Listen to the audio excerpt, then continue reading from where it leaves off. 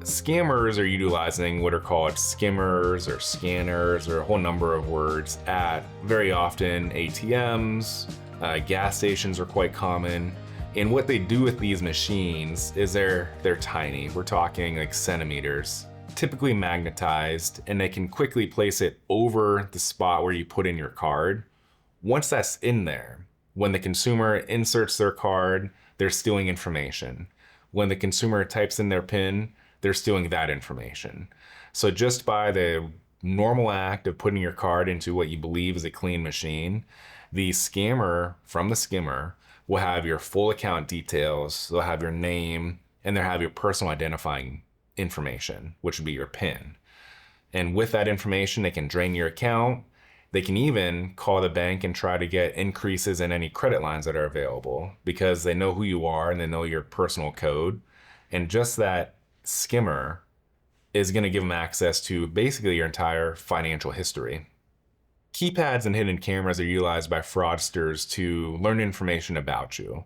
The more information they know, the easier it is for them to lie to a bank or a credit guarantor about who they are and impersonating you. What we've seen so far, in addition to skimmers, where they're stealing data from your card, are the fraudsters are placing devices, like really small, clear devices, which you wouldn't notice unless you're looking for it.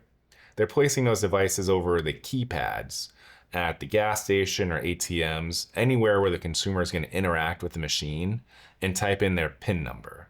With that, they'll know your name, they'll know your account number, and they'll know your PIN, which is ideally a secret, and be able to convince the bank that they are you and that they need the money from your bank account right away.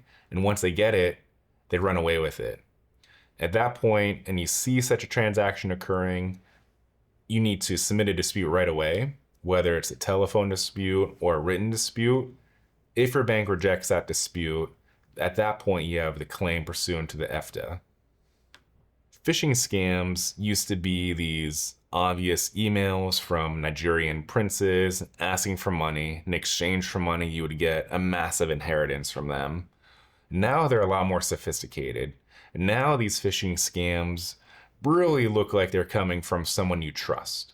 Whether it's your financial institution and they have the logos and the colors and a lot of times what looks to be like an email address coming from your financial institution.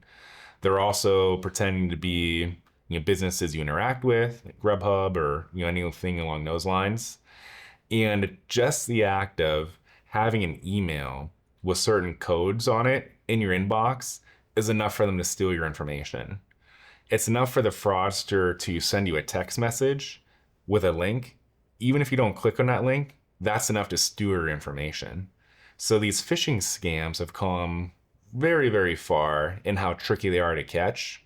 So if you receive an email that's suspicious, don't interact with it. If you receive an email that's suspicious, never click on it. Same thing for text messages. The click or just having it on your phone is enough for them to steal your identity.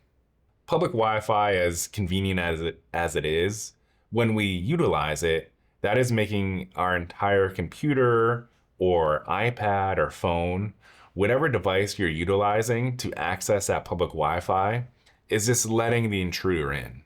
It's direct access to everything that's saved on your computer, whether it's files or pictures or your financial account information, your passwords. With that information that's obtained through public Wi-Fi, the fraudster can be you. They can obtain credit cards, they can obtain loans because they know everything about you, your security questions, your passwords, your numbers. That's why I don't recommend using public Wi-Fi.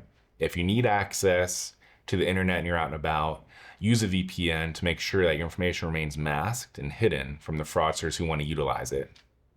There are a number of ways to protect your debit cards from fraudsters. So one way is to change your PIN, as annoying as that is. Make sure that you're utilizing different numbers from time to time so that if someone does have that information, it's changed.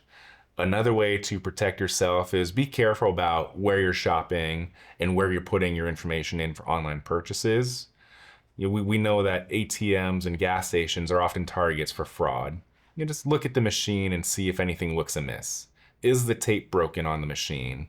that's a sign that someone has gotten in there, and that someone should not have been there, because only the representatives who are allowed to be in there know to replace the tape.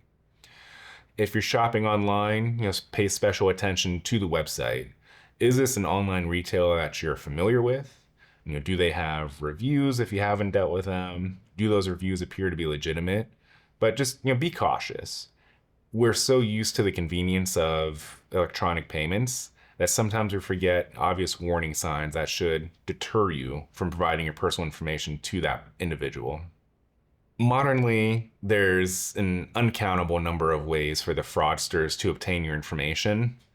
It'd be impossible to stop them because they have a massive financial incentive to steal people's information.